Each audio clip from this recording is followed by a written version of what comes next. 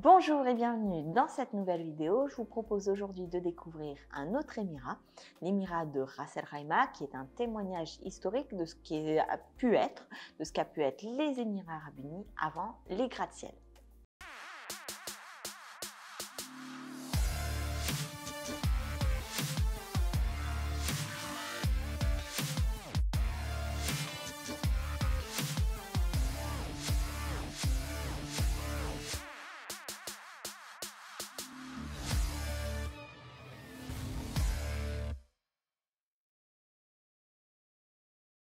Pourquoi visiter Ras El Khaimah? Tout simplement parce que les Émirats Arabes Unis vont reconstruire, vont redéfinir cet émirat avec notamment l'arrivée des casinos.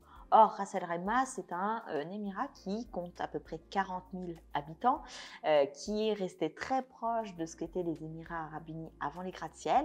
Donc, si vous voulez voir le côté un peu ancien des Émirats Arabes Unis, c'est un émirat qu'il faut visiter. Donc, je vais vous suggérer dans cette vidéo quelques activités. Ras El Khaimah est un émirat où on va trouver des traces d'existence humaine datant de plus de 7000 années. C'est un émirat qui ne s'est pas fondé sur le tourisme, l'économie n'est pas reposée non plus sur le pétrole, mais sur l'eau. C'est ainsi que notre premier arrêt se fait à la ferme perlière qui s'appelle Soueidi Pearls, qui est une ferme perlière ancienne où les pêcheurs avaient l'habitude d'aller collecter les coquillages pour en récolter des perles et qui constituaient une partie de l'économie de cet émirat à l'époque. D'un point de vue historique, vous pouvez visiter cette ferme de perles, également le musée national de Ras El Khaimah.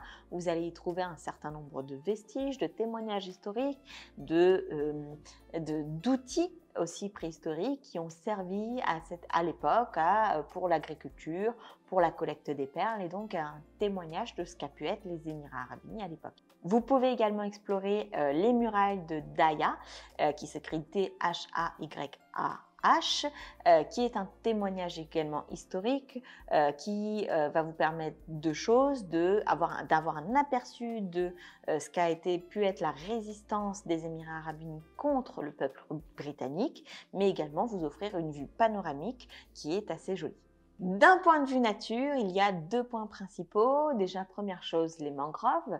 Vous avez les mangroves, vous pouvez observer, marcher sur les sentiers. Donc, il y a un sentier de 2,8 km. Vous pouvez marcher au milieu des mangroves et regarder les flamants roses. Et deuxième point principal, ça va être Jebel Jaïs avec un restaurant, avec la plus grande tyrolienne du monde qui va faire plusieurs kilomètres. Vous avez des parcours dans la montagne, des sentiers où vous pouvez profiter, camper, faire des barbecues.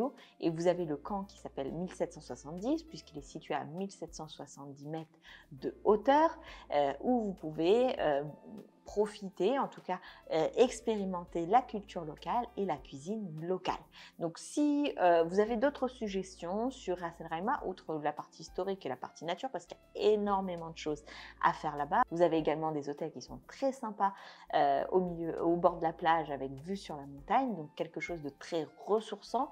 N'hésitez pas à mettre vos propres recommandations en commentaire pour que ça puisse servir au plus grand nombre. Sur ce, je vous souhaite le meilleur et je vous dis à très vite dans une prochaine vidéo.